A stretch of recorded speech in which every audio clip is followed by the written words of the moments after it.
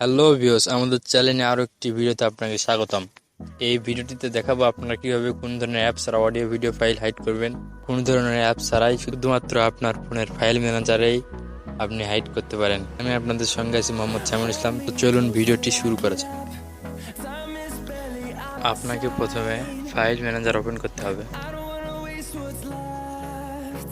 Open করার পর আপনি যে ফোল্ডারটি হাইড করতে চান সেই ফোল্ডারটি সিলেক্ট করবেন। আমি পিকচারটি হাইড করতে চাই, এটাতে ক্লিক করে রাখবেন। তারপর কর্নার আসতে দেখুন মোরে ক্লিক করবেন। এই রিনেমে ক্লিক করবেন। দেখতে পাচ্ছেন লেখা আছে রিনেমে ক্লিক করবেন। ক্লিক করার পর সামনে একটি ডট দিয়ে দেবেন। তারপরে রিনেমে ক্লিক করবেন। দেখতে পাচ্ছেন পিকচারের সামনে একটি ডট হয়ে গেল। তারপর মোড়ে ক্লিক করবেন।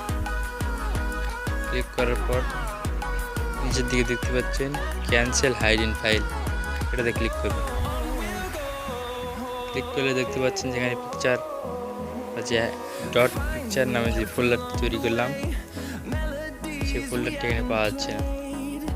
আপনি যদি ফোল্ডারে কিছু থেকে থাকে তাহলে সেটা হাইড হয়ে যাবে। যদি আপনারা ফ্রি পেতে চান তাহলে আবার মোড়ে ক্লিক করবেন।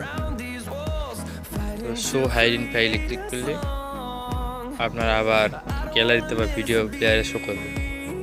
দেখুন এখানে নিচের দিকে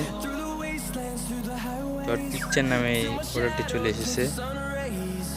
আপনাদের কাজ শুধু যে ফোল্ডারটি বা যে ফাইলটি হাইড করতে চান সামনে একটি ডট দিয়ে দেবেন, তাহলে আপনার ফাইলটি হাইড হয়ে যাবে।